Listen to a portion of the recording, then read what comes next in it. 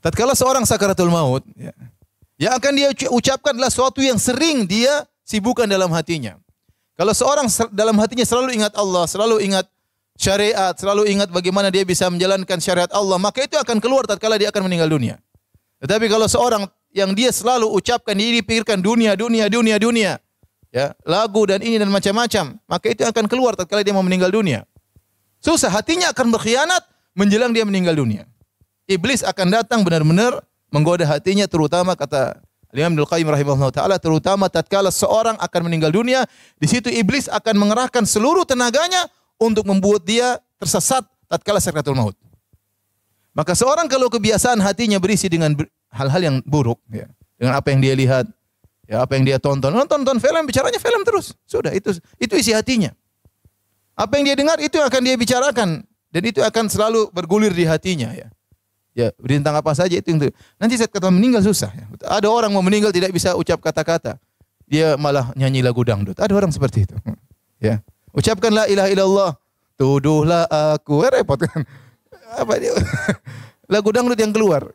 Repot. Karena itu yang selalu dalam hatinya. Dalam hatinya. Nah, kalau dia ada pikiran misalnya perdagangan, dagang tersebut dia tidak pernah diiringi dengan mengingat Allah, maka itu akan keluar tatkala dia meninggal dunia, wal iyadzubillah.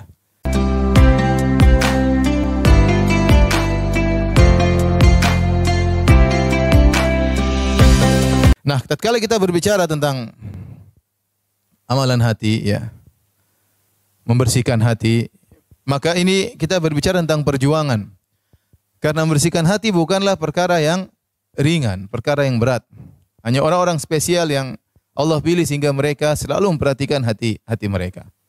Kita terpedaya yang sering kita perhatikan zahir kita, penampilan kita, ya. Paras kita, baju kita, dan itu biasa, manusiawi, ya. Mereka memperhatikan penampilannya karena dia akan keluar, dilihat oleh banyak orang, dilihat oleh teman-temannya, semua diperhatikan penampilannya, ya, bajunya. Tetapi dia lupa bahwasanya yang menjadi perhatian Tuhan, Allah Subhanahu wa taala, hatinya. Bagaimana hatinya? Jangan sampai dia lebih sibuk memperhatikan zahirnya, memperhatikan penampilannya, sementara dia lupa memperhatikan batinnya, memperhatikan hatinya. Maka seorang barometernya dirubah, ya. Penampilan hati, kebersihan hati harus dia lebih perhatikan daripada penampilannya. Semua diperhatikan, tapi yang menjadi barometer, menjadi prioritas dia yang utama adalah bagaimana memperhatikan hatinya. Dan saya katakan bahwasanya ini perlu perjuangan agar seorang bisa membersihkan hatinya.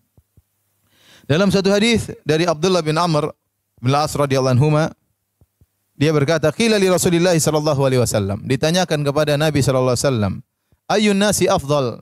Ya Rasulullah, manusia mana yang paling afdal? Qala kullu mahmumil qalbi saduqul lisan. Setiap orang yang hatinya mahmum. Mahmum itu artinya dibersihkan. Hatinya dibersihkan. Secara bahasa, mahmum itu artinya disapu. Yaitu setiap orang yang hatinya dia sapu dari kotoran-kotoran hatinya, saduqul lisan, yang lisannya jujur. Qalu, maka para sahabat untuk mendengar pernyataan Nabi, mereka bertanya, saduqul lisan na'rifuhu, ya Rasulullah, lisan yang jujur kami mengerti. Fama mahmumul qalb, apa yang dimaksud dengan hati yang dibersihkan atau disapu? Apa maksudnya hati yang disapu? Maka kata Nabi SAW, huwan naqiyyut taqi, yaitu hati yang bersih, hati yang bertakwa. La ithma alaihi, tidak ada dosa pada hati tersebut. Wala baghya, wala ghil, wala hasad. Tidak ada kezaliman kepada orang lain, tidak ada kejengkelan sama orang lain, dan tidak ada hasad sama orang lain. Ini berat, ya. Hati yang bersih, mahmumul qalb, itu hati yang dia bersihkan sehingga bersih, penuh dengan ketakwaan, tidak ada kejengkelan sama orang, tidak ada hasad sama orang, tidak ada dongkol sama orang, hatinya bersih dari dosa. Hadis ini, hadis yang hasan, mengisyaratkan bahwasanya seorang kalau ingin hatinya bersih, maka dia harus sering membersihkan hatinya. Seperti rumahnya yang kotor, ya. Setiap hari mungkin kemasukan debu, mungkin masukan kotoran, maka dia harus senantiasa membersihkannya. Jangan dia biarkan kotoran tersebut bertumpuk, maka dia bersihkan kotoran-kotoran tersebut, dan ini dia lakukan setiap hari, setiap saat. Maka ibu-ibu yang dirahmati oleh Allah Subhanahu wa taala, pada kesempatan kali ini kita akan sama-sama berusaha belajar apa kiat-kiat yang bisa kita lakukan agar hati kita bisa bersih. Karena kita semua sadar hati kita bermasalah.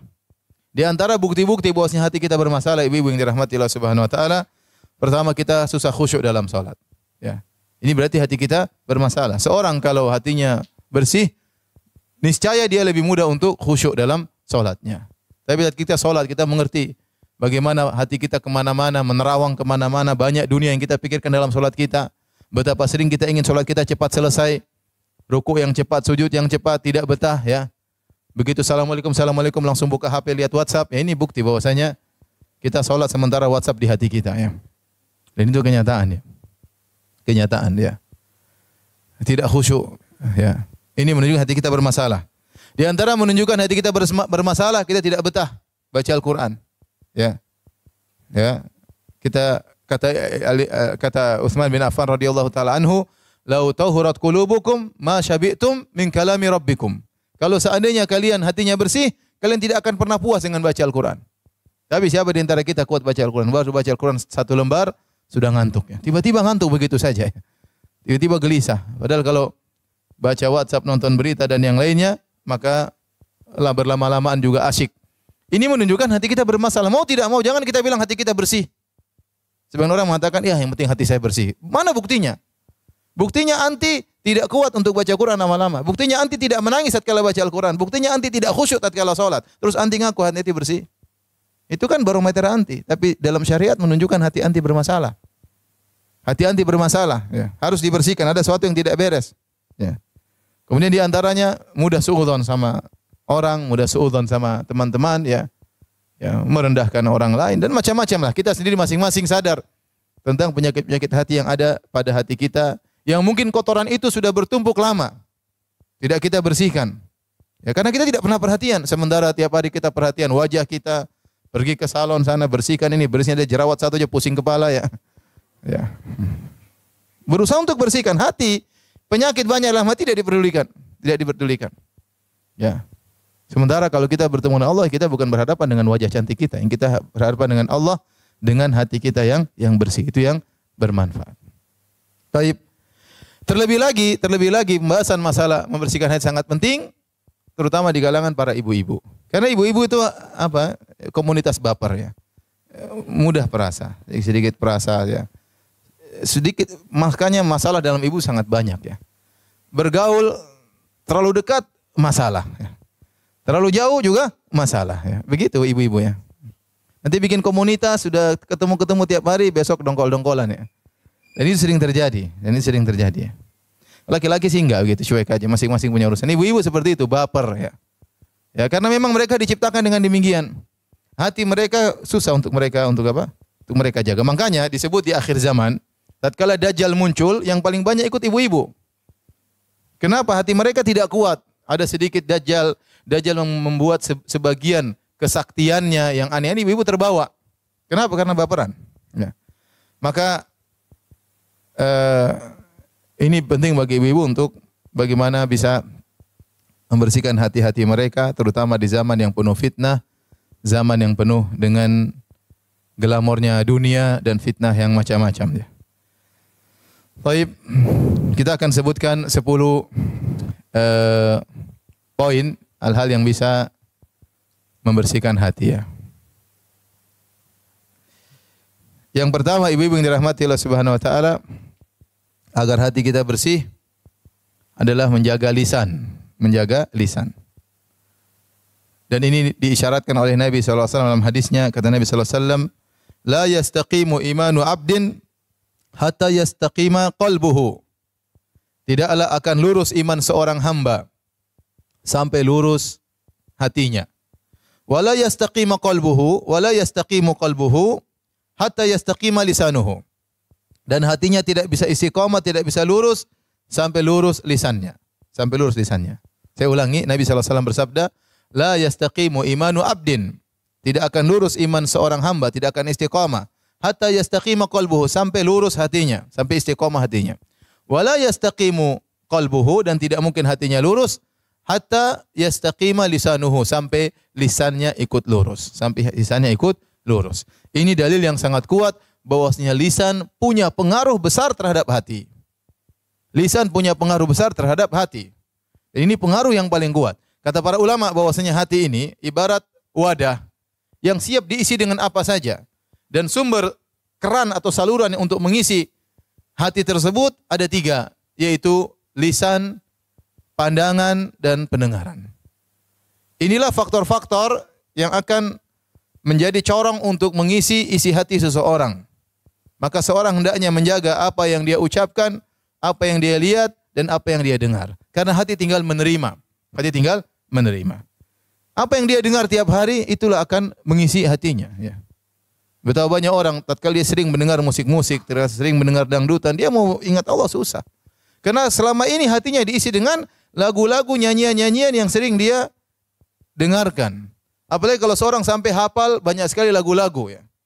Ya, dalil Al-Quran tidak dia hafal, dalil hadis tidak dia hafal. Tatkala ada permasalahan timbul, yang keluar nada lagu. Yang keluar dalilnya lagu. Cinta kayak masalah apa, kayak masalah inilah macam-macam ya. Kenapa? Yang dia hafal adalah seperti itu. Makanya seorang hati-hati dengan apa yang dia dengar, dengan apa yang dia lihat, dan apa yang dia bicarakan. Karena itulah yang mengisi hatinya. Dan saya katakan ini sangat penting, kenapa? Terutama tatkala kita sakaratul maut. Tatkala seorang sakaratul maut, ya, yang akan dia ucapkan adalah sesuatu yang sering dia sibukkan dalam hatinya. Kalau seorang dalam hatinya selalu ingat Allah, selalu ingat syariat, selalu ingat bagaimana dia bisa menjalankan syariat Allah, maka itu akan keluar tatkala dia akan meninggal dunia. Tetapi kalau seorang yang dia selalu ucapkan, dia pikirkan dunia, ya, lagu dan ini dan macam-macam, maka itu akan keluar tatkala dia mau meninggal dunia. Susah, hatinya akan berkhianat menjelang dia meninggal dunia. Iblis akan datang benar-benar menggoda hatinya, terutama kata Imam Ibnu Qayyim rahimahullah taala, terutama tatkala seorang akan meninggal dunia, di situ iblis akan mengerahkan seluruh tenaganya untuk membuat dia tersesat tatkala sakaratul maut. Maka seorang kalau kebiasaan hatinya berisi dengan hal-hal yang buruk, ya, dengan apa yang dia lihat, ya, apa yang dia tonton film, bicaranya film terus. Sudah, itu isi hatinya. Apa yang dia dengar itu akan dia bicarakan, dan itu akan selalu bergulir di hatinya, ya. Ya, tentang apa saja itu. Nanti saat kata meninggal susah. Ya. Ada orang mau meninggal tidak bisa ucap kata-kata, dia malah nyanyi lagu dangdut. Ada orang seperti itu. Ya. Ucapkan la ilaha illallah, tuduhlah aku, repot kan? Apa dia? Lagu dangdut yang keluar, repot. Karena itu yang selalu dalam hatinya, Nah, kalau dia ada pikiran misalnya perdagangan, dagang tersebut dia tidak pernah diiringi dengan mengingat Allah, maka itu akan keluar tatkala dia meninggal dunia, wal iyadzubillah. Maka seorang menjaga dirinya, ya, menjaga dirinya. Kita saja merasakan sekarang. Ibu-ibu mungkin merasakan. Ibu-ibu sholat, kemudian ingin khusyuk nggak bisa-bisa. Kenapa? Hati berkhianat. Kenapa? Karena selama ini hati kita diisi dengan yang tidak-tidak. Maka tatkala seorang mau khusyuk, hatinya sudah berkhianat. Bagaimana lagi tatkala sakaratul maut? Maka hati ini hanyalah wadah, diisi dengan berbagai macam, di antaranya apa yang kita lihat, apa yang kita dengar, terutama apa yang kita bicarakan. Maka benar sabda Nabi SAW, tidak akan lurus iman seorang hamba sampai lurus hatinya, dan tidak mungkin lurus hatinya sampai lurus lisannya. Dari sini hati-hati apa yang kita bicarakan. Topik yang kita bicarakan harus terarah. Tidak boleh kita bicara sembarangan. Jauhkan diri dari namimah, dari ghibah, dari membicarakan kejelekan orang lain.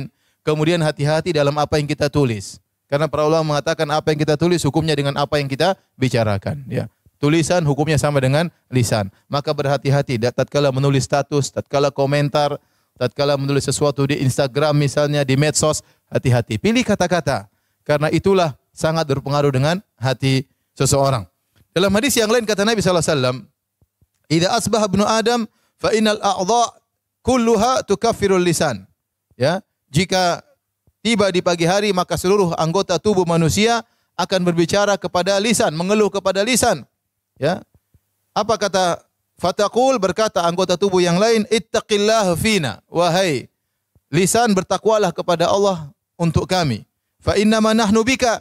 Sungguhnya kami anggota tubuh yang lain hanya ikut engkau wahai lisan. Fa in istaqamta istaqamna. Kalau kau lurus wahai lisan, kami ikut lurus.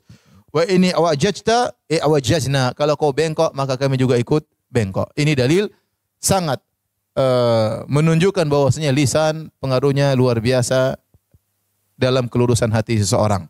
Maka ibu-ibu hati-hati ya dalam berbicara, dalam grup ya. Kalau nulis pilih kata-kata ya. Nulis pilih kata-kata. Jangan ikuti perasaan ya. Kemudian kalau menyampaikan sesuatu juga pilih kata-kata. Berbicara sama orang pilih kata-kata. Jangan menyinggung dia, jangan merendahkan dia, jangan menghinakan dia. Ya kalau kata-kata tersebut kita tujukan kepada diri kita, kira-kira kita bagaimana? Dan ini salah satu kaidah. Sebelum kita bertindak, sebelum kita berbuat, sebelum kita berkata-kata, pikirkan. Seandainya saya di posisi dia, kemudian saya ucapkan kata-kata ini, bagaimana perasaan dia? Ya. Sehingga tidak setiap apa yang terbetik dalam benak kita lantas kita utarakan. Ya, jika ibu-ibu mampu untuk menjaga lisan, maka insya Allah hati juga terjaga. Abu Bakar radhiyallahu anhu pernah memegang lisannya dan dia berkata, "Hadzal ladzi awradanil mawarid." Inilah yang buat saya terjebak dalam berbagai macam kehancuran. Kata Abu Bakar radhiyallahu anhu yang sudah dijamin masuk surga. Dia pun khawatir dengan apa? Dengan lisannya. Maka jangan pernah sepelekan masalah lisan. Anda menjadi lurus dengan lurusnya lisan Anda jadi bengkok dengan bengkoknya lisan anti. Hati-hati. Ya. Maka kita lihat seorang yang baik, biasanya dia jaga lisannya. Orang yang akhlaknya baik, dia jaga lisannya. Orang ibadahnya baik, biasanya dia jaga lisannya. Tapi kalau dia ngomong ceplas-ceplos, ya, kemudian tidak dipikirkan apa yang dia ucapkan, maka akan berpengaruh pada anggota tubuh yang lain, terutama hatinya. Taib ini yang pertama, menjaga lisan. Yang kedua, hadirin dan hadirat yang dirahmati Allah Subhanahu wa taala, ibu yang dirahmati Allah Subhanahu wa taala, banyak beristighfar. Banyak beristighfar. Anil Aghar al-Muzani, dari seorang sahabat yang bernama Al-Aghar al-Muzani, qala Rasulullah sallallahu alaihi wasallam. Rasulullah sallallahu bersabda, "Innahu la yughanu ala qalbi." Sungguhnya ada sesuatu yang mengganggu hatiku. Wa inni la astaghfirullah fi kulli yaumin mi'ata marrah. Ya. Ya, sungguhnya aku beristighfar kepada Allah setiap hari 100 kali. Tatkala Nabi mengatakan la yughan ala qalbi, ada suatu bermasalah dalam hati Nabi sallallahu alaihi wasallam, ya. Maka untuk menghilangkan masalah tersebut dari hati Nabi sallallahu alaihi wasallam, maka Nabi beristighfar kepada Allah Subhanahu wa taala, ya. Jadi intinya kalau Nabi gelisah, ada sesuatu yang tidak enak dalam hatinya, maka apa yang beliau lakukan apa? Istighfar.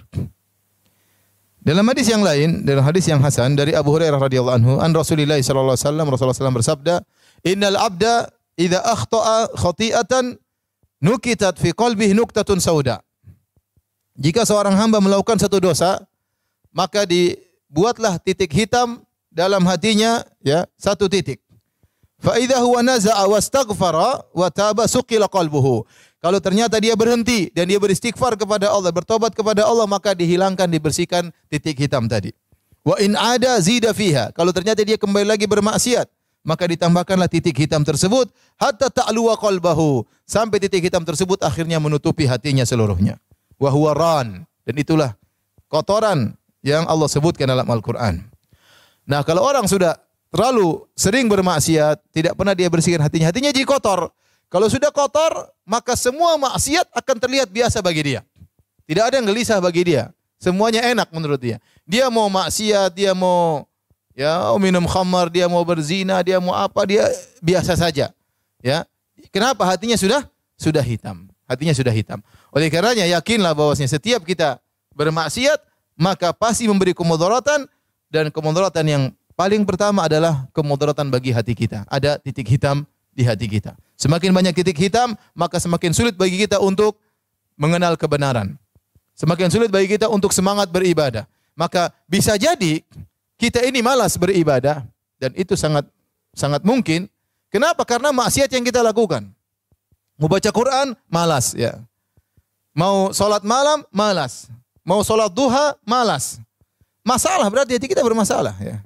Ya, hati kita bermasalah. Kalau ada kewajiban yang kita tinggalkan, santai saja, ya.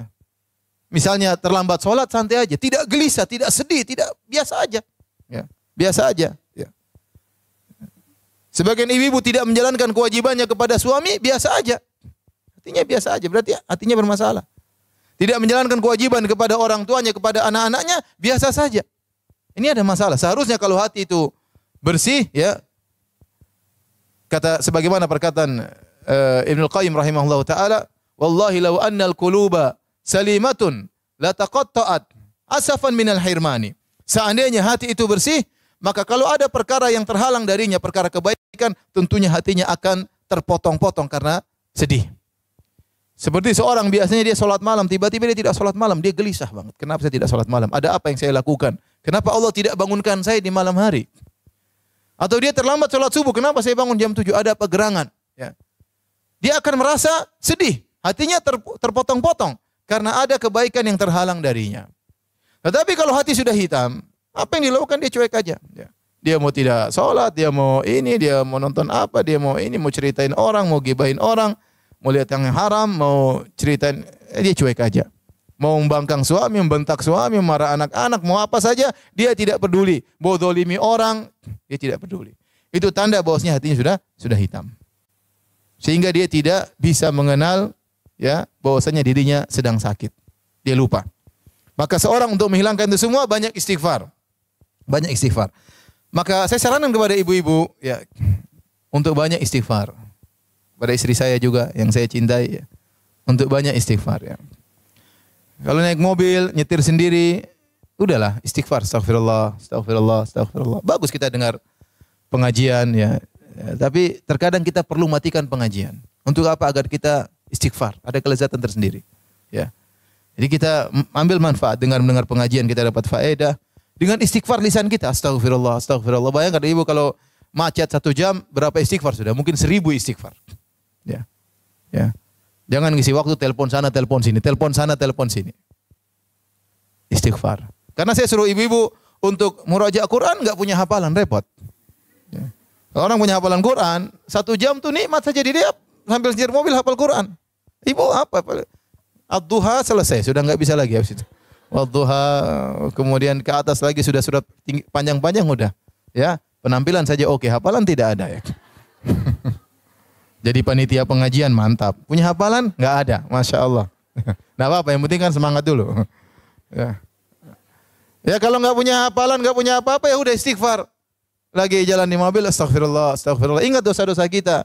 Dosa sama orang tua, mungkin kita kurang perhatian sama orang tua, kurang telepon orang tua, kurang beri hadiah sama orang tua, kurang berbakti sama orang tua. Ingat dosa-dosa, dosa apa anak-anak, kurang perhatian sama anak-anak, tidak dilihat bagaimana hafalan Qur'annya, tidak diajak untuk sholat misalnya, kita sibuk sendiri dengan WA kita, dengan HP kita, dengan ibu-ibu teman-teman kita, anak-anak kurang diperhatikan, diingat sama suami, ya dosa sama suami, kurang berbakti sama suami, masih membantah suami, masih bentak-bentak suami, dan yang lain-lainnya. Sambil kita istighfar, astagfirullah, astagfirullah, astagfirullah, itu akan membersihkan hati ibu-ibu. Ya. Sejak sekarang istighfar ya. Nanti pulang naik mobil, ya istighfar. Jangan terlalu lihat cermin terus. Udah nanti aja kalau udah mau sampai baru lihat. Sedikit lihat cermin. Istighfar ya, istighfar. Allah tidak lihat itu wajah anti nanti. Yang Allah lihat apa? Hati anti. Baik, kita lanjutkan. Yang ketiga, kiat yang ketiga agar hati menjadi bersih, jangan terlalu tahu banyak urusan orang dan jangan suka mendengar kejelekan orang. Ini yang paling berat ya. Jangan terlalu banyak tahu urusan orang dan jangan sering mendengar keburukan-keburukan orang. Jangan kepo ya, jangan kepo. Dalam suatu hadis ini diriwayatkan oleh Imam Ahmad, namun dipersihkan oleh para ulama tentang sanadnya. Ya, sebagian ulama mendhaifkan, tetapi Ahmad Syakir menghasankan. Namun maknanya benar. Karena Syekh Utsaimin rahimahullah tatkala membawakan hadis ini mengatakan maknanya benar. Apa isi hadis ini? Dari Abdullah bin Mas'ud radhiyallahu anhu qala, dari Ibnu Mas'ud radhiyallahu anhu dia bersabda, qala Rasulullah sallallahu alaihi wasallam, Rasulullah sallallahu bersabda, la yuballighuni ahadun min ashabi an ahadin syai'an. Fa inni uhibbu an akhruja ilaikum wa ana salimus sadar. Kata Nabi sallallahu alaihi wasallam, jangan seorang pun dari sahabat-sahabatku menyampaikan kepadaku tentang seorang pun, apapun jangan disampaikan kepadaku. Artinya datang seorang, Ummu tahu enggak ini fulana? Ummu tahu enggak ini? Ummu tahu enggak ini? Ini ibu seperti gitu kan? Kurang kerjaan, makanya pembicaraannya membicarakan orang lain. Ya. Kata Nabi, jangan seorang pun dari sahabatku datang kepadaku melaporkan tentang orang lain. Kenapa kata Nabi? Fa inni uhibbu an akhruja ilaikum wa ana salimus sadar. Aku ingin keluar melihat kalian dalam kondisi hatiku bersih. Beda kalau saya tahu si fulana gini, ini brengsek, ini begini. Ya, ini tukang ghibah, ini tukang namimah, ini kalau ke salon sampai 100 juta. Saya tahu semuanya. Begitu saya ketemu, saya punya pemetaan langsung, wah ini gini. Subhanallah. Hati saya kotor. Karena saya tahu kartu-kartu orang. Oh ini gini, ini sama suaminya begini, ini sama anaknya begini, ini sama ini ngontrak rumah nggak pernah bayar. Ini saya tahu repot. Ya. Akhirnya saya tahu banyak urusan orang, hati saya jadi kotor. Makanya kalau ada orang mau cerita, saya ini masalah jadi ustadz seperti. Jadi banyak orang kasih masalah sama saya. Sebenarnya saya tidak mau dengar, tapi bagaimana lagi? Ya. Kalau bisa saya tidak dengar, saya lebih senang. Tetapi terkadang ada masalah yang harus saya hadapi. Orang datang cerita masalahnya, ya sudah. Jadi saya tahu ternyata begini orang. Oh ternyata begini. Kelihatannya ternyata begini. Saya tahu banyak akhirnya. Padahal saya tidak ingin. Ya, saya tidak berlezat-lezat dengan mendengar keburukan orang. Tapi saya harus mendengar. Itu qadarullah. Itu sudah apa? Tugasnya apa? Ustaz. Tapi anti siapa? Anti memang ustaz. Hafal ad-duha saja belum hafal. Ngapain dengar cerita-cerita orang? Ngapain dengar keburukan-keburukan orang lain? Lebih bahagia kita nggak tahu kesan orang lain. Lihat Nabi SAW mengatakan, jangan ceritakan kepada diriku tentang seorang pun. Kecuali dalam kondisi-kondisi terpaksa, orang ini minta nasihat. Dan anti merasa bisa menasihati, silakan mendengar. Ya, dia ingin curhat, kalau dia nggak curhat, dia tambah stres ya, kita berarti ikut menanggung kesusahan orang lain. Tidak apa-apa, dengerin. Tapi jangan jadikan kebiasaan. Jangan jadikan apa? Kebiasaan. Karena itu mengganggu kebahagiaan anti. Itu menjadikan hati anti menjadi kotor. Ya. Jadi kotor. Oleh karena seorang berusaha ya tidak mendengar tentang keburukan-keburukan orang lain. Ibnu Rajab Al-Hambali rahimahullah berkata, afdalul a'mal, amalan yang terbaik, salamatus sadri min anwa'i syahna'i kulliha. Sebaik-baik amalan adalah bersihnya hati dari segala ya permusuhan seluruhnya ya. Jadi kalau hati bersih, tidak tahu keburukan orang, tidak tahu permasalahan orang, itu lebih baik sebisa mungkin. Ya, kecuali memang kalau anti diceritakan, nanti bisa kasih solusi, bisa mengurangi beban orang, maka tidak apa kita berbuat baik sama orang. Tapi kalau enggak perlu, enggak usah. Banyak yang mau kita urus. Kita mau ngurus suami kita mau ngurus anak-anak kita mau ngurus ibu kita, ya. Mengurus diri kita sendiri perlu diurus. Ya, sudah ngaji lama, ilmu enggak bertambah-tambah, sudah lama ngaji, hafalan tidak bertambah-tambah, ya. Sudah lama ngaji, tidak berubah-ubah, masih saja begini, masih saja begitu, ya. Dan seterusnya. Masing-masing kita tahu, ya. Masing-masing kita tahu tentang diri kita. Maka di antara hal yang membantu seorang kiat yang ketiga, agar seorang ya tidak atau bersih hatinya, jangan suka mendengar urusan orang lain, apalagi mendengar keburukan orang lain. Kalau ada orang datang sama kita, ukhti, ada fulan, sudah jangan, saya nggak mau dengar. Ya, kamu kalau ada perlu nasihati dia aja langsung, saya nggak mau dengar. Nggak usah lah, hati saya juga banyak dosa, hati saya juga kotor. Ya, saya tidak ingin dengar tambah kotoran dalam hati saya. Kalau ada orang yang seperti itu bergaul sama kita, putuskan persahabatan. Masih banyak yang siap jadi sahabat bagi kita. Nggak usah malu-malu. Kalau kita malu-malu, pekewuh, kita yang sendiri terjerumus dalam dosa, kita yang sengsara, kita menyakiti hati kita. Ada kita punya kawan ternyata suka nyeritain keburukan orang lain, mohon maaf. Ya. Cari alasan, ya. Afwan, ana sibuk. Mau sibuk kemana kek, bukan urusan nanti. Pokoknya putus, jangan bergaul dengan dia. Karena kita tidak ingin ya hati kita kotor dengan cerita tentang keburukan-keburukan orang lain. Makanya di antara doa yang diajarkan dalam Al-Qur'an ya, kata Allah Subhanahu wa taala, "Walladzina ja'u min ba'dihim yaquluna rabbana ighfir lana wa li ikhwanina alladzina sabaquna bil iman wa la taj'al fi qulubina ghillan lil ladzina amanu." Ya Allah, ampunilah kami dan ampunilah orang-orang yang sebelum kami, yang telah beriman sebelum kami. Wa la taj'al fi qulubina ghillan lil ladzina amanu. Ya Allah, janganlah kau jadikan dalam hati kami ghil itu kedongkolan, jengkelan sama orang lain kepada orang beriman yang lain. Kita ingin kita ketemu orang, kita senyum, bisa senyum sama dia, kita tidak tahu keburukannya, ya lebih enak. Daripada kalau kita tahu, ketemu sudah tahu orang ini begini, enggak enak. Terkadang informasi yang masuk sama kita juga ternyata salah. Salah atau benar kita berusaha tidak mendengar. Maka saya ingatkan ibu-ibu yang dirahmati Allah Subhanahu wa taala, waktu kita terbatas, umur kita terbatas, jangan terlalu ikut medsos untuk mendengar keburukan-keburukan banyak orang. Ya. Jangan terlalu ikut medsos. Anti punya dunia sendiri. Ketemu ke teman-teman, kumpul ketemu makan-makan misalnya atau pengajian kayak atau jalan-jalan.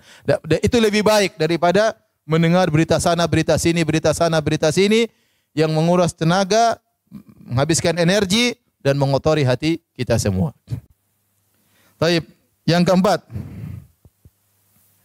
agar hati menjadi bersih, berusaha tentram dan bahagia tatkala sendirian. Berusaha tentram dan bahagia tatkala sendirian. Latih diri kita untuk merasa nyaman tatkala sendirian. Saya tidak pungkiri bahwasanya kita merasa nyaman tatkala bertemu dengan kawan. Ya, bertemu dengan ibu-ibu yang lain, saya sendiri bertemu dengan kawan-kawan saya, ada kerinduan bertemu dengan mereka. Tetapi jangan sampai kenyamanan kita tatkala baru bersama mereka. Ya, terkadang kita perlu nyaman dengan kesendirian dan ini penting. Ini untuk membersihkan hati kita. Saya sebagai suami, saya nyaman kalau bisa sama istri saya, bisa ketemu anak-anak. Tapi saya harus punya waktu, saya merasa nyaman, saya tidak bersama mereka. Saya sendirian, entah dengan baca buku, entah dengan sholat, entah dengan apa. Ya, nanti ada ketemu nyaman lagi, ketemu dengan mereka. Tapi saya harus melatih diri saya untuk merasa nyaman tatkala saya bersendirian. Karena saya tahu waktu yang akan saya sendirian lebih banyak daripada waktu bersama mereka. Saya bersama istri saya, sama anak saya mungkin puluhan tahun di dunia. Setelah itu saya masuk alam barzakh, saya akan sendirian. Saya akan sendirian. Istri saya pun demikian. Dia akan masuk dalam alam barzakh, dia sendirian. Anak-anak saya pun demikian. Anti semuanya pun demikian. Maka latih diri kita untuk senantiasa mendapat kelezatan, ketentraman tatkala bersendirian. Dan itu diisyaratkan dalam hadis kata Nabi SAW tentang 7 golongan yang Allah naungi pada hari kiamat kelak. Di antaranya kata Nabi SAW, rajulun dzakarallaha khalian fafadat ainah. Seorang yang dia bersendirian, dia ingat Allah Subhanahu wa taala, maka kemudian dia meneteskan air mata.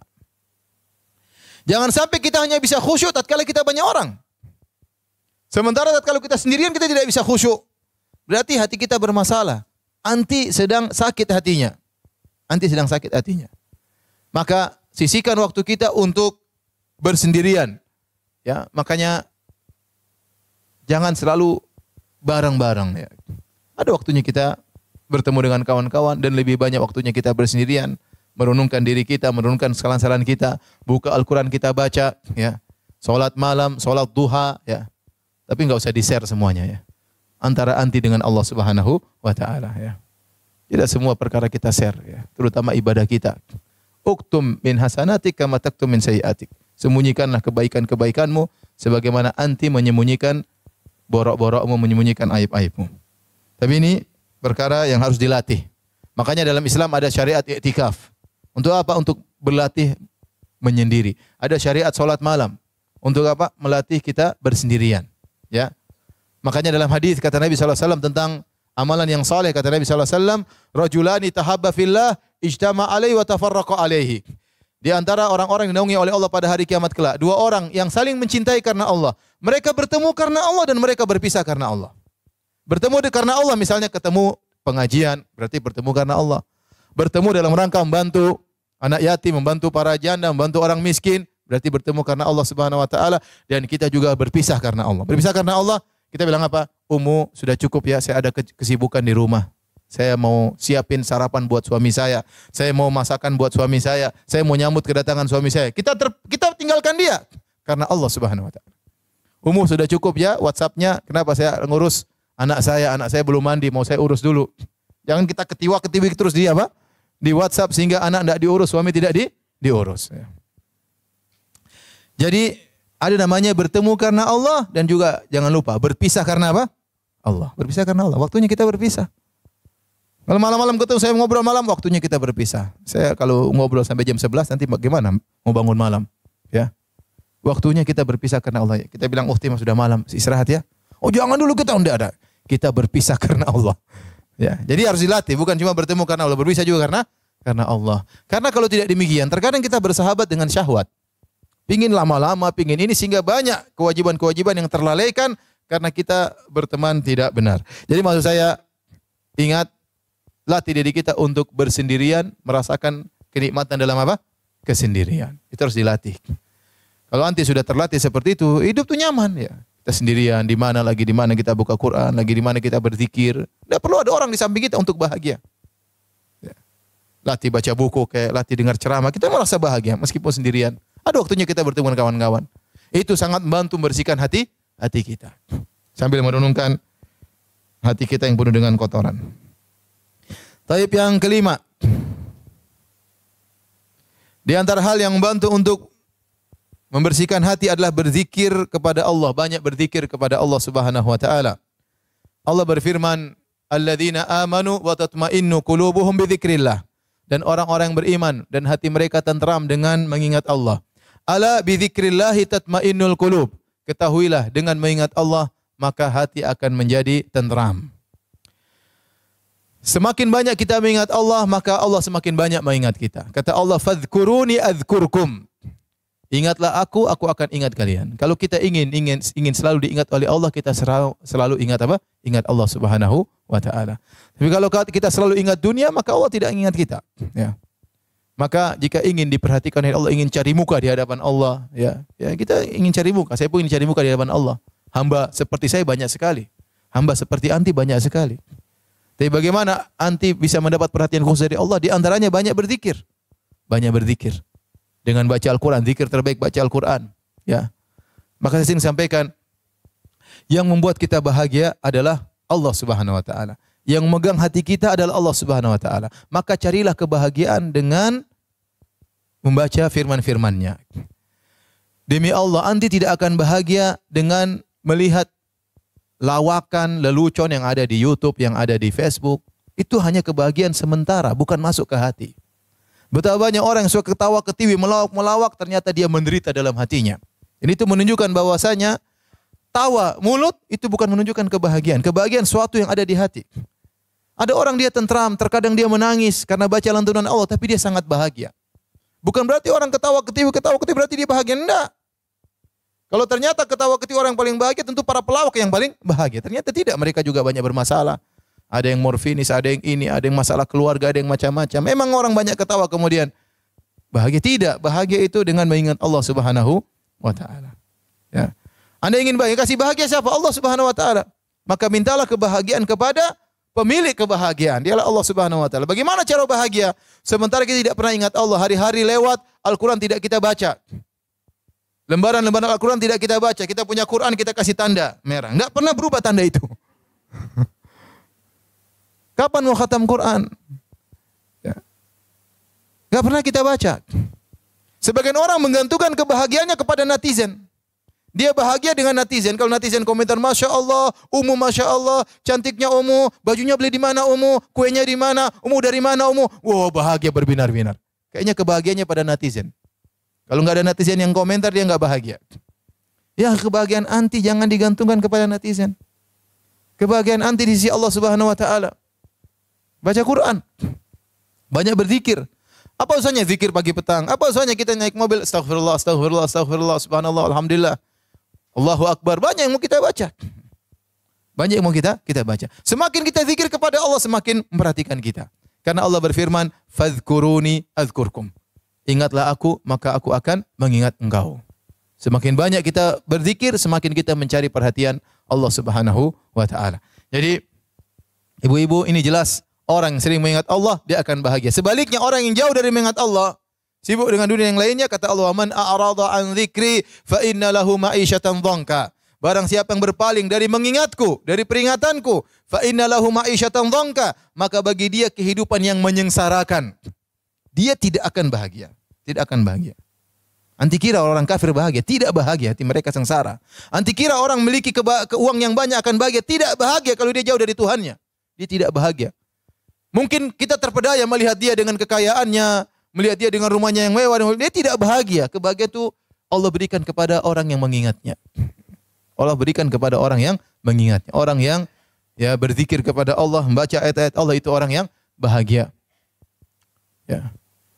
Oleh karenanya para hadirat, ibu yang dirahmati Allah Subhanahu wa taala, agar senantiasa hati kita bisa bersih, jangan lupa untuk banyak berzikir kepada Allah. Biasakan lisan kita, latih diri kita. Saya sering sampaikan, ini ibadah zikir, ini ibadah yang ringan, bisa dilakukan oleh banyak orang. Siapa saja bisa melakukan, tidak harus ustadz. Siapa yang susah mengatakan alhamdulillah, subhanallah, semua kita hafal. Tetapi kapan kita tergerak mengucapkannya, jarang yang melakukannya. Ya. Apalagi kalau saya mobil sama kawan, tiba-tiba kita astagfirullah, astagfirullah, ustazah. Sadar ya, sadar. Jadi candain, cuek aja. Biar kita istighfar, astagfirullah, astagfirullah, saya banyak dosa, astagfirullah, astagfirullah. Nanti kita ngobrol ketawa lagi, zikir lagi, alhamdulillah, subhanallah, alhamdulillah. Kita praktekkan. Dan itu saya katakan kurang hidup di tanah air kita. Kalau saya di Madinah atau di Mekah, itu hal biasa. Ketemu kawan-kawan samping, sambil kita berjalan, kita ketawa itu tengah-tengah, astagfirullah, alhamdulillah, alhamdulillah, alhamdulillah. Ya, itu biasa. Ya, supir taksi aja kadang-kadang beristighfar. Sambil kita dibawain supir, dia astagfirullah, alhamdulillah, alhamdulillah. Ya, Rabbana walakal hamd sambil dia nyetir. Ya. Jadi karenanya sama seperti kalau misalnya ada syekh-syekh datang ke Indonesia, saya temani dia. Dalam mobil kita ketawa ketiwi, ngobrol, ketawa ketiwi. Kadang saya ngakak, dia ngakak juga. Tapi di tengah-tengah itu tidak lepas dari zikir. Sudah hal yang biasa. Nah kita ini malu untuk mulai zikir. Karena dianggap so alim ya. Sejak kapan nunggu begitu? Jadi akhirnya lisan susah untuk beristighfar. Padahal orang yang banyak berzikir kepada Allah hatinya semakin bersih. Tapi yang berikutnya yang keenam. Agar seorang bisa hatinya bersih, latih dulu untuk ikhlas. Latih diri untuk ikhlas. Ada dua hal, ini yang keenam dan ketujuh, yaitu untuk agar bisa hati bersih, agar hati tidak keras, yaitu ikhlas, dan yang kedua membantu orang lain. Kata As-Sa'di rahimahullah dalam tafsirnya, ya, kata beliau, fa'unwanu sa'adatil abdi, tanda kebahagiaan seorang hamba, ikhlasuhu lil ma'bud, dia ikhlas kepada Allah Subhanahu wa taala, wa sa'yuhu fi naf'il khalq, dan dia berusaha untuk memberi manfaat kepada orang lain. Seorang yang paling bahagia adalah orang yang mengumpulkan dua perkara ini. Dia ikhlas kepada Allah dan dia berusaha memberi manfaat kepada orang lain. Sekarang kita bicara ikhlas. Orang ikhlas itu apa? Orang yang tidak mengharap pujian orang lain. Yang dia perhatikan adalah komentar Allah terhadap apa yang dia lakukan. Maka dia harus melatih diri, perhatikan niat dia. Saya lakukan ini kenapa? Karena Allah. Saya melakukan ini karena Allah. Saya umrah kenapa? Apakah ingin agar dipublish, untuk diposting, atau karena Allah? Harus perhatikan niat. Saya ikut pengajian di sini kenapa? Karena Allah. Karena saya ingin dapat pahala dari Allah Subhanahu wa taala. Kenapa saya kumpul sama kawan-kawan untuk pergi ke anak yatim? Karena Allah. Bukan untuk kemudian dipublish bahwasanya kita ibu-ibu, ya, sosialita, kemudian gini, enggak. Karena Allah Subhanahu wa taala. Semakin kita melakukan semua karena Allah, kita semakin bahagia. Semakin kita tidak peduli dengan komentar netizen. Semakin kita tidak peduli dengan komentar orang lain. Kenapa? Karena kita melakukannya karena Allah. Seorang dai, kalau dia sudah karena Allah Subhanahu wa taala, yang mau hadir depan dia 1000 orang dengan 5 orang tidak ada bedanya bagi dia. Bagi dia, dia menyampaikan agama Allah Subhanahu wa taala. Yang dia cari komentar Allah Subhanahu wa taala. Bukan banyak sedikit pengikut, dia tidak pedulikan. Yang dia pedulikan, yang saya lakukan benar atau tidak.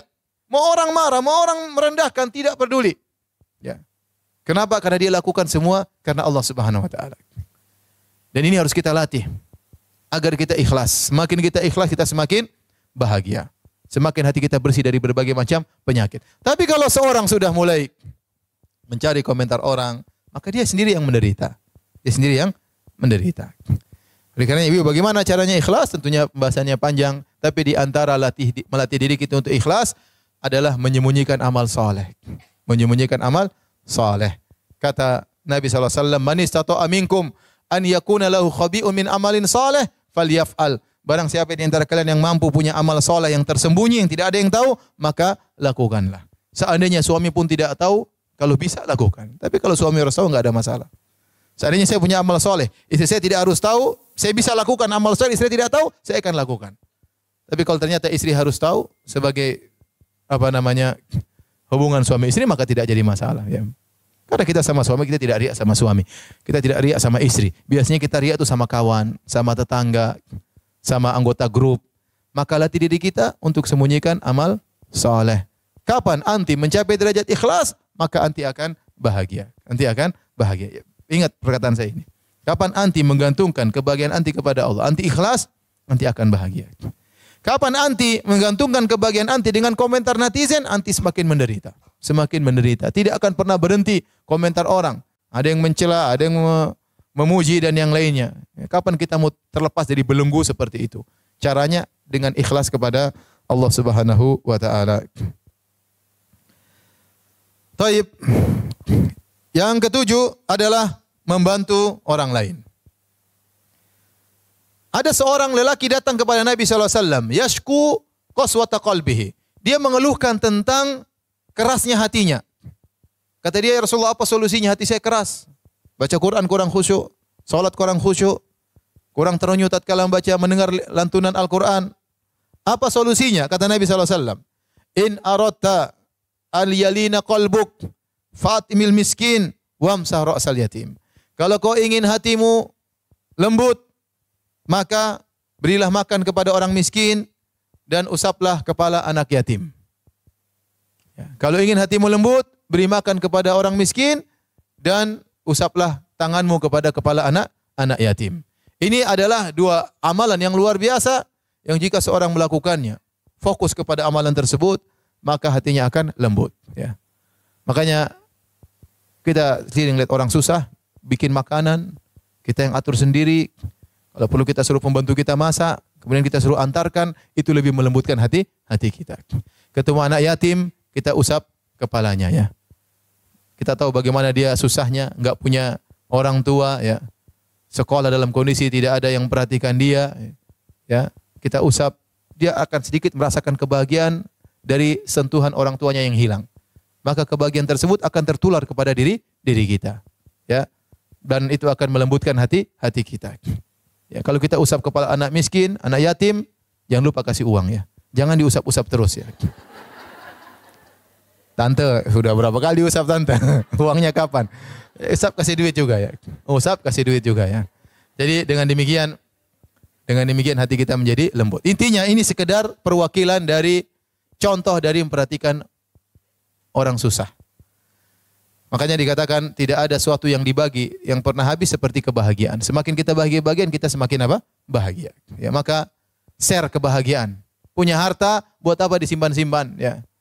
Punya harta untuk beli barang-barang mewah buat apa? Ini barang mewah kita mati mau dibawa, enggak dibawa, ya. Mending ini tas mahal kita jadikan sumbangan untuk anak yatim.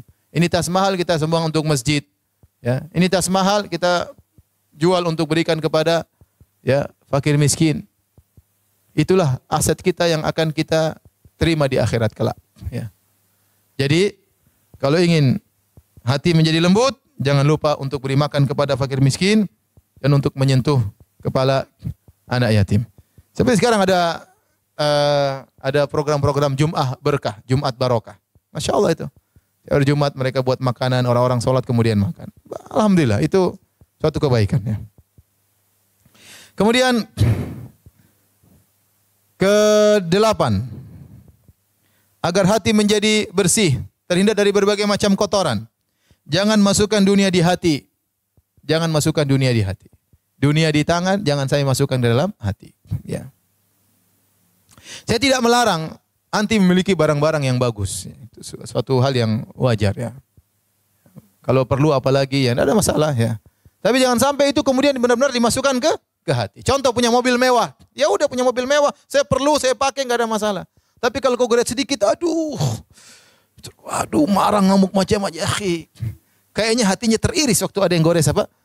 Mobilnya. Itu mobil, akhi, itu benda besi, ngapain ente terkiris hatinya? Santai aja, ya. Itu dunia. Ya. Maksudnya itu contoh bahwasanya dunia tersebut sudah masuk ke hati. Ada kawan saya bikin rumah, kemudian kolam renang, kemudian indoor dan macam-macam. Saya bilang ya akhi, jangan terlalu mewah-mewah nanti. Kalau terlalu mewah, kita mau mati tuh kayaknya gimana gitu. Ini sudah bangun bagus-bagus, saya mati, gimana rasanya? Tapi kalau biasa-biasanya meninggal, ya sudahlah, ini buat keluarga, buat yang lain, gak ada masalah. Maksudnya boleh kita punya dunia, tapi jangan terlalu yang perfect, jangan terlalu yang high class, jangan terlalu seperti itu buat kita rusak hati kita. Terus belum lagi kita tidak selamat dari kesombongan dan keangkuhan. Benar. Orang punya perkara barang-barang high class, itu tidak mau dia pasti sombong. Mau tidak mau. Kalau Nabi katakan dahulu, al-khuyala, wal kibar, fi ahlil khayl, kesombongan, keangkuhan berada pada pemilik-pemilik kuda. Kenapa orang punya kuda bangga-banggaan? Kuda saya besar, kuda saya ini gagah, kuda saya berlari cepat. Ada kesombongan, mau tidak mau dia akan terjadi demikian. Kecuali orang yang diselamatkan oleh Allah Subhanahu wa taala. Apalagi barang-barang mewah. Barang-barang mewah, ya. Punya motor mewah, ya. Buat apa beli motor mewah-mewah, ya? Mau jalan di jalan, ya. Motor Harley Dimension. Kemudian saya lihat orang bawa motor di jalan. Ya kita nggak tahu hati dia. Cuma saya, sayang. motor semahal itu. Kalau ada manfaatnya silakan. Anti mau punya pesawat, Ustadz saya beli pesawat untuk keluarga, silakan, bagus. Daripada campur ketemu pesawat yang pramugari ya sendiri rumah enggak. Mobil pesawat sendiri pribadi enggak ada masalah. Kalau perlu enggak ada masalah. Tapi coba punya motor besar, kemudian orangnya kecil, kemudian kalau lampu merah dia harus turun karena enggak bisa ini. Terus gagangnya begini. Ya capek bawa motor begini. Apa perlu silakan. Anti bisa jawab kalau dihisab oleh Allah silakan. Tapi saya katakan memiliki barang-barang yang high class, yang perfect itu pasti berpengaruh pada hati seorang. Mau tidak mau. Mau tidak mau. Ya. Maksud saya, udahlah. Buat apa kita bergaya-gaya dengan dunia akan kita tinggalkan. Saya tidak melarang anti punya mobil mewah, silakan perlu. Semua orang punya mobil besar, perlu nyaman silakan. Apalagi untuk safarnya apa. Tapi jangan masukkan kemana? Ke hati. Ibu punya tas bagus, oke lah, tapi jangan berlebihan.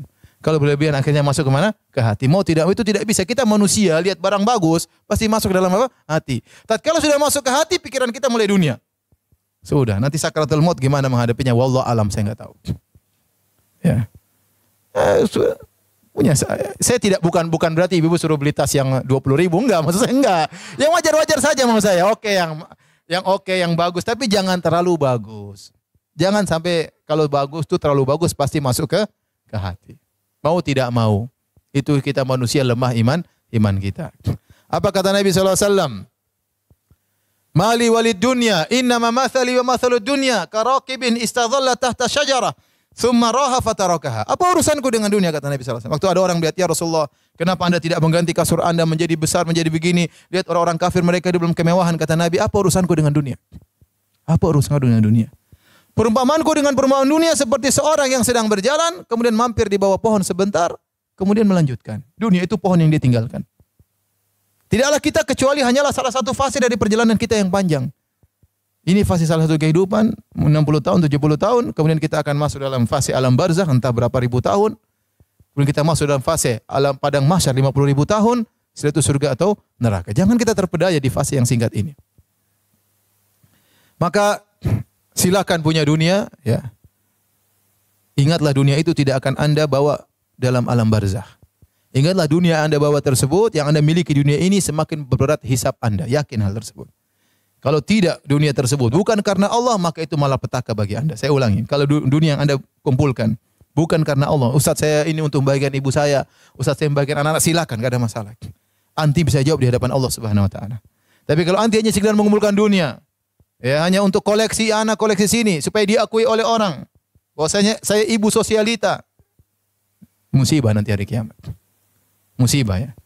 Ya, memperpanjang hisab, repot.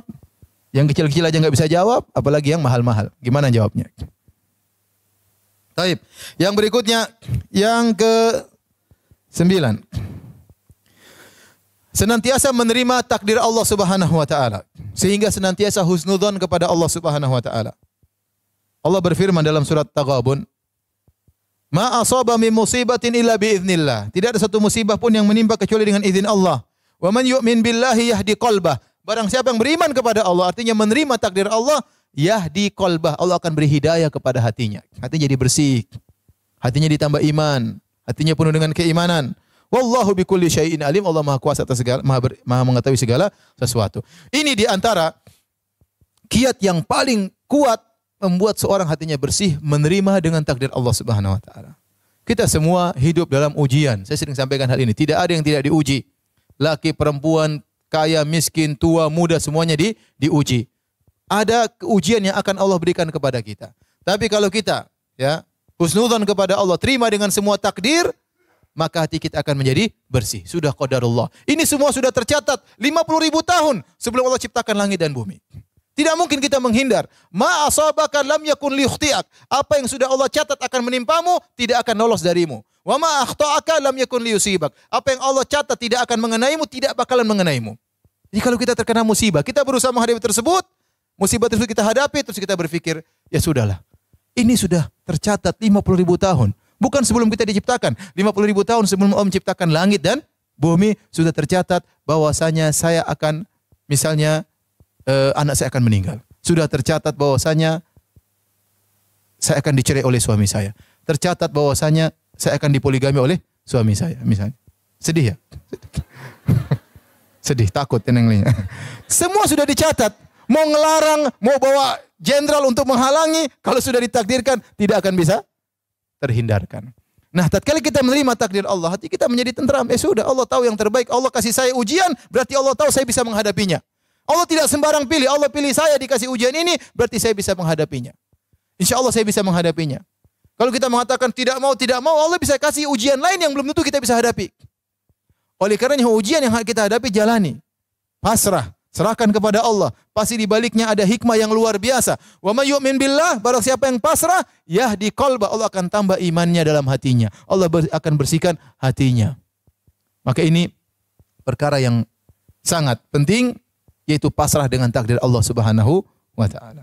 Saya rasa tidak ada yang paling membuat kita pasrah kecuali kita ingat, sudah ditakdirkan mau diapa. Sudah digariskan oleh yang kuasa, yang di atas sudah menggariskan 50.000 tahun sebelum diciptakan langit dan bumi, terus mau diapain?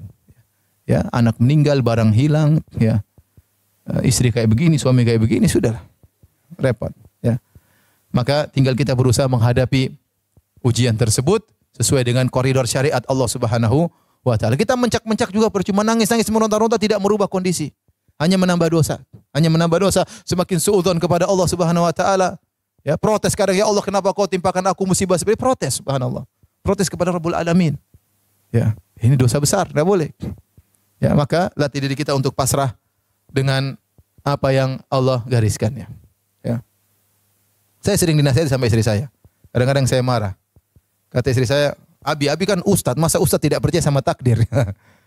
Ya, benar. Itu nasihat yang benar. Terkadang saya secara ilmu oke, tapi terkadang praktek saya pun terkadang keliru. Ya. Ini manusia ya. Ustadz juga apa manusia ya. Alhamdulillah ada yang mengingatkan. Taib, yang terakhir, agar hati kita bersih, yang paling baik, yang paling utama dari semua sebab adalah doa. Ini doa yang sebab yang paling utama dari 9 sebab lainnya adalah berdoa kepada Allah Subhanahu wa taala. Ya. Di antara doa yang diajarkan oleh Nabi sallallahu alaihi wasallam, harap dihafal, ya muqallibal qulub, tsabbit qalbi ala dinik. Bukan cuma dihafal, dibaca diulang-ulang ya. Ya muqallibal qulub, wahai pembolak-balik hati manusia. Tsabbit qalbi ala dinik, tegarkan hatiku di atas agamamu. Itu bersihkan, istiqomahkan, luruskan. Jangan buat hati kita menjadi hati yang mencintai maksiat. Jadikan hati kami hati yang membenci kepada kemaksiatan. Ya, jadikan hati kami gelisah kalau mendengar ghibah dan namimah, bukan hati yang malah senang mendengar hati ghibah dan namimah. Berdoa kepada Allah sambil kita renungkan maknanya, ya muqallibal qulub, tsabbit qalbi ala dinik. Jadikanlah hatiku hati yang sabar tatkala terkena ujian. Jadikanlah hatiku yang tawadhu tatkala mendapatkan kenikmatan, tidak sombong dan angkuh. Itu semua termaktub dalam makna ya muqallibal qulub, tsabbit qalbi ala dinik. Ya Allah, pembolak-balik hati manusia, tegarkanlah hatiku di atas agamamu. Kemudian juga di antaranya doa tadi, wala taj'al fi qulubina ghillal lil ladzina amanu. Dalam Al-Qur'an, dalam surat Al-Hasyr. Wala taj'al fi qulubina ghillal lil ladzina amanu. Ya Allah, jangan kau jadikan dalam hati kami ghil, itu dengki, jengkel sama orang, ya. Jangan. Jadikan hati kita sudah, kalau ada yang zalimi kita mudah memaafkan. Ada yang bikin jengkel kita mudah memaafkan. Wala taj'al fi qulubina ghillal lil ladzina amanu. Kita baca dalam Al-Qur'an, in rabbana innaka raufur rahim. Kita baca dalam sujud kita, dalam salat malam kita. Ya, berdoa kepada Allah Subhanahu wa taala. Di antaranya juga doa yang diajarkan oleh Nabi sallallahu alaihi wasallam panjang, tapi di ujungnya Nabi berkata, waslul sakhimata qalbi. Cabutlah kotoran hatiku. Ini doa yang paling langsung pada pembahasan kita. Waslul sakhimata qalbi. Coba dihafal. Waslul sakhimata qalbi. Qalbi. Waslul, tahu waslul? W A S L waslul itu artinya tarik, ya. Waslul sakhimata, sin kha ya ta, sakhimata qalbi. Waslul sakhimata qalbi. Kalau anti merasa lagi hasad, lagi dongkol, lagi jengkel, berdoa, waslul sakhimata qalbi. Ya Allah, cabut itu penyakit-penyakit hatiku, ya. Ibu-ibu, ini semua hanyalah teori, ya. Selanjutnya ibu harus mempraktekkan. Sejauh mana kita praktekkan teori-teori ini, sejauh itu pula hati kita akan bersih. Dan yakinlah bahwasanya hari kiamat kelak tidak bermanfaat penampilan kita, paras kita yang selalu kita bawa ke salon, tidak bermanfaat. Tidak bermanfaat tas kita yang mahal, ya, tidak bermanfaat HP kita yang baru, tidak yang bermanfaat. Yang bermanfaat hanyalah hati yang bersih.